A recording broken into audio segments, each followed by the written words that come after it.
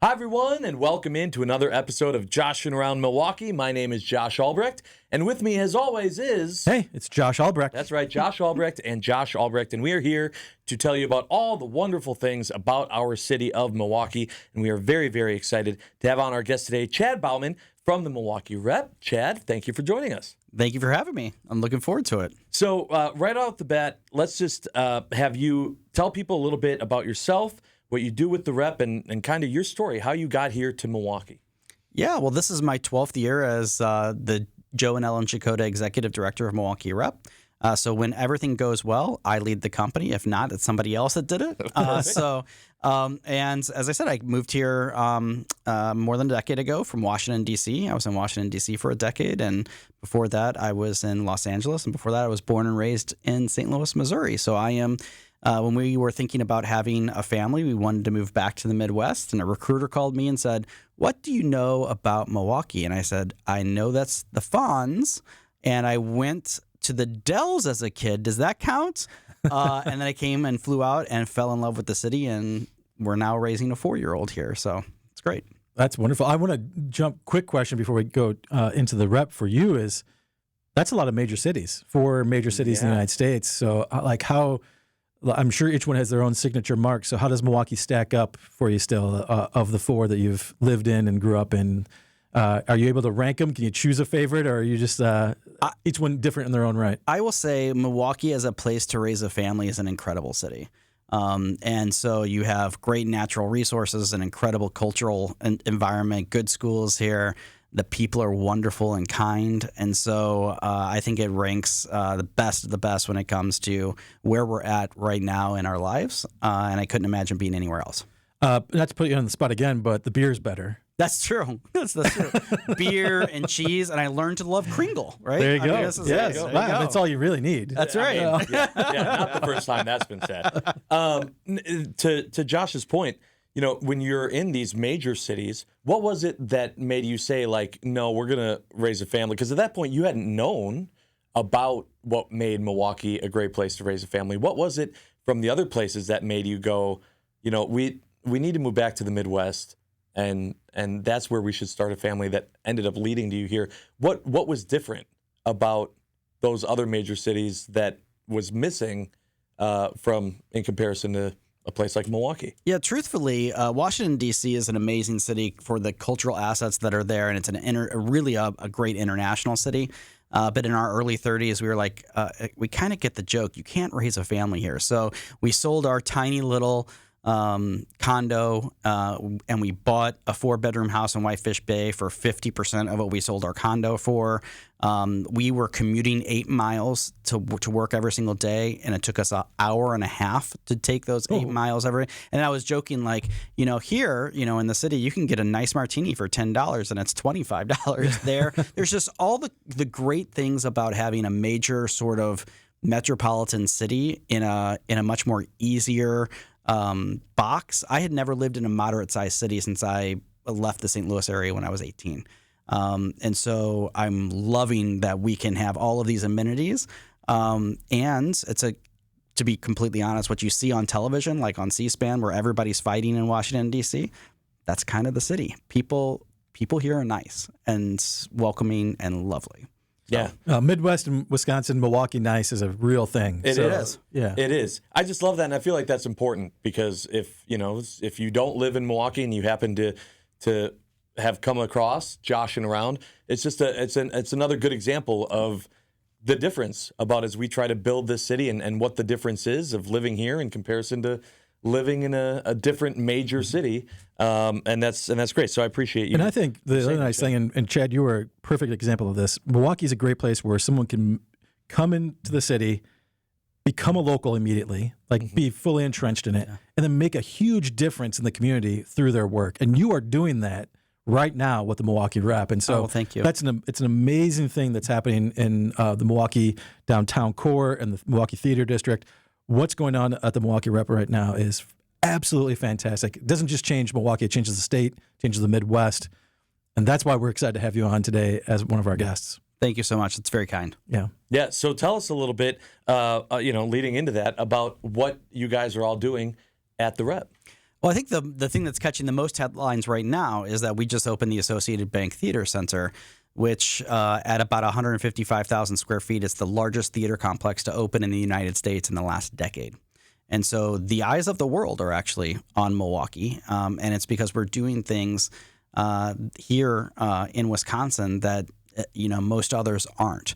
And so we had our opening night concert with Broadway star Bernadette Peters just a couple of weeks ago. Beautiful event. We had our opening for It's a Wonderful Life, and then we're going to be opening now Come From Away. So we're going to have 700 performances in this 3-theater complex over the next 10 months, and we're going to bring in hundreds of thousands of people. And that project was years in the making. I'm certain that's not wasn't an easy undertaking at all to get to the opening. And I know we're going to ask you more about it in the next segment. But for right now, I have to know, what was it like that first night? Doors are open of the new center. You are standing in there. You hear the crowd coming in. I know I probably would have had tears in my eyes. Like, what was it like? What was that emotion like? It was an incredible moment. I mean, like you just said, it was long in the making. But when we announced this project, since that time, we went through a global pandemic. Then we went through labor shortages. Then we went through inflation, 40-year high inflation. Then we went through tariffs. Then our production center was destroyed by a 1,000-year flood in August. And on opening night, I was 3 days post-surgery for kidney stones. So that was kind of the personal joke. Hey, did you have any obstacles opening night? I was going to say, seemed pretty smooth sailing to me. I don't know. When you say what it was like for me opening night, I had one tear in one eye because I was so proud, and the other tear in the other eye because I was battling kidney stones. Oh my goodness! Just one thing after another. Yeah.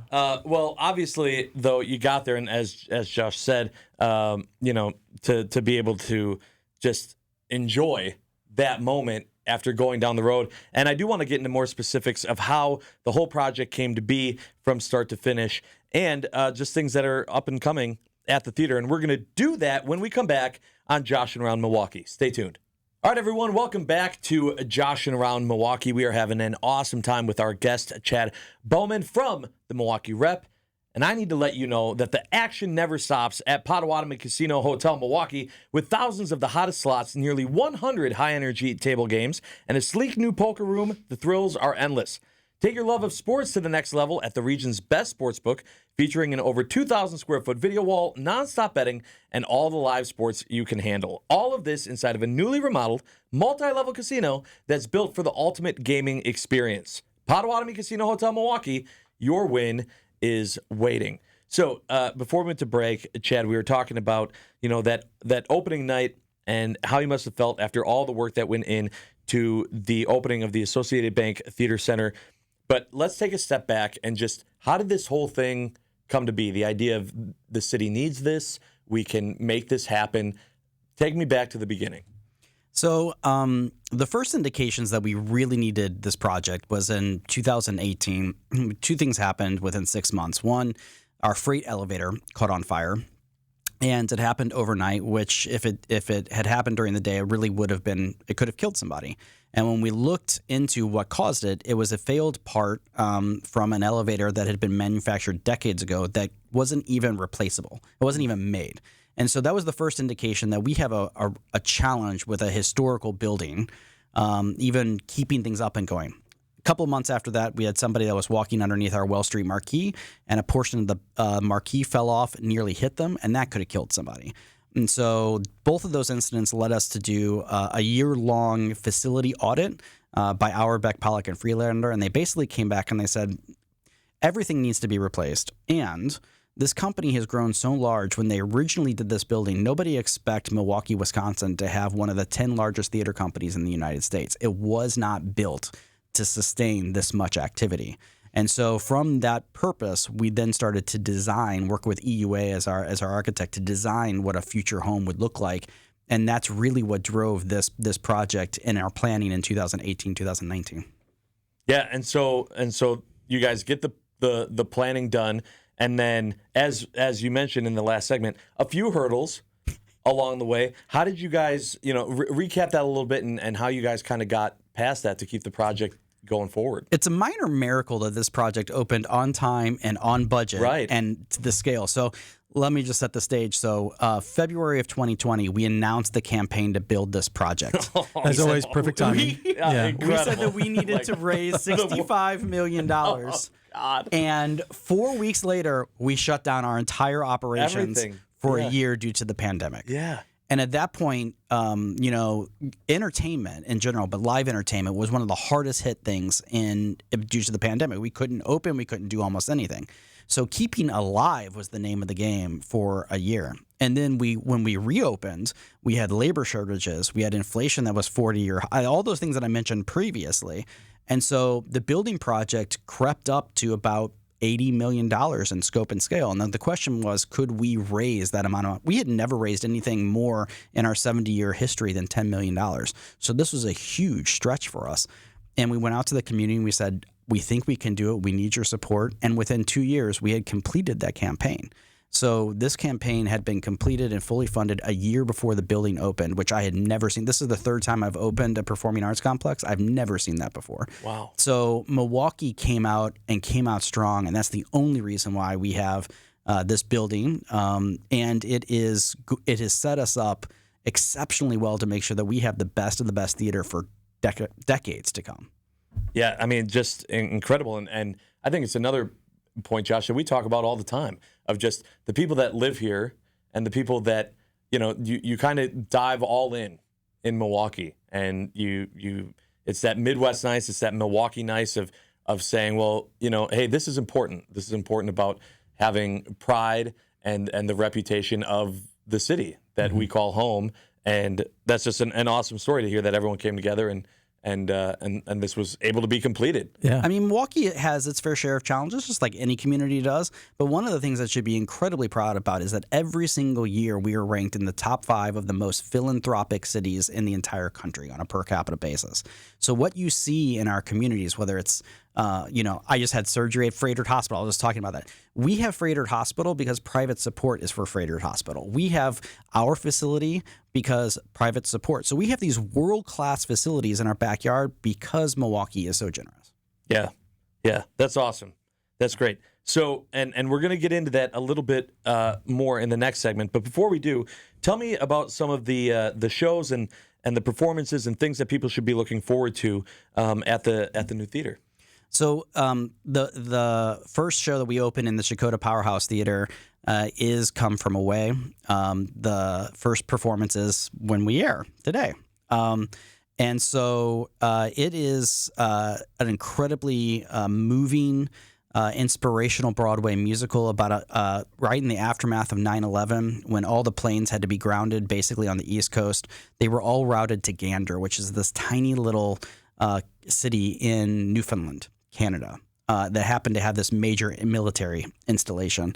And so this tiny town of 5,000 people was inundated with tens of thousands of people that were stranded, and this community cared for those people.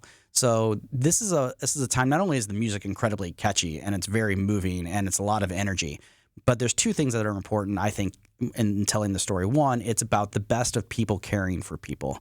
And in my opinion, we've been a little bereft of empathy these days. And so it's a really good story of the best of humanity. And it's a really good story about the best of countries that have always been our friends, taking care of us in our time of need. So it's a gorgeous story, incredible music, and it's selling like nobody's business. So we've sold 20,000 tickets even before we, up until the day that we open, and we've never seen anything like that. So come out and experience it. Yeah, and you've got a few holiday shows as well. Yes, It's a Wonderful Life, a radio play, is in our Stackner Cabaret. It's the story that everybody knows, but it is a radio play with a lot of live music and live music effects, radio effects done right there on stage. It's going to be also something that's truly spectacular. That would be so much fun to be the person who's like make the the footsteps, the sound of the footsteps, or like coconuts for a horse. There's no horse in It's a Wonderful Life that I can think of, but and I can't forget. I can't forget. We have the 50th anniversary of A Christmas Carol. A Christmas Carol is Milwaukee's most popular holiday production. It's the second longest running in the country. Minneapolis beat us by 1 year, but it's an incredible show. Come out and see that too. That's amazing. Yeah, absolutely great. And just know that when you go, you can feel that pride in Milwaukee, as well as you're enjoying a wonderful night out and a wonderful show. And we're going to get into a few more things that about just the way that you can support and help the arts in the city when we come back on Joshing Around Milwaukee. Stay tuned. Welcome back, everyone, to Joshing Around Milwaukee. We are having an awesome time here with Chad from the Milwaukee Rep. And Chad, we've covered kind of your story and the story with the new Associated Bank Theater Center and the Milwaukee Rep. Let's just talk a little bit about the arts itself and the state of where it's at and how people can kind of help contribute and support the arts. That's great. Yeah, tell me a little bit about kind of where that is currently, the state of the arts. So nationally, in the theater field, it's really difficult still. There's a lot of theater companies that are closing. There's a lot of theater companies that are scaling back. They're on the edge of bankruptcy. Pandemic-related aid is now exhausted, and some aid that usually flowed from the National Endowment for the Arts has been cut as well. So it's pretty bleak, to be completely honest. Thankfully, we have had a stronger response in the state of Wisconsin than the rest of the field. Many of our theaters are still pretty strong. Locally, we are challenged, mostly because, as I talked about, private philanthropy being the best of the best in the country, public government support of the arts is the worst in the country. And so at the state level on a per capita basis, at the county level on the per capita basis, at the city level on the per capita basis, we are the worst of the worst in the United States. So if you think about that, Wisconsin has a $4 billion plus surplus. And we fund our arts on a per capita basis below West Virginia, Alabama, Mississippi, all the poorest states in the country. That's just not acceptable. And it's a real challenge for us, and we need to address it. And so what's the best way for people that are listening to this right now that agree with you and they want to support? How's the best call to action? How can they do that? First off, they need to contact their legislators and tell them that this is important and why it's important. Some people will communicate that it's important because of the intrinsic values of the arts. It brings us together, teaches empathy and understanding, helps with school scores, all of these different things. The message that I've been using is that it's an economic driver for the state. So you take a look at our new theater center, 240,000 construction hours. We used almost all Milwaukee-based contractors. We used a Milwaukee-based architect. That is tens of millions of dollars of economic impact. And all of these people are number one growing segment of audiences, Northern Illinois.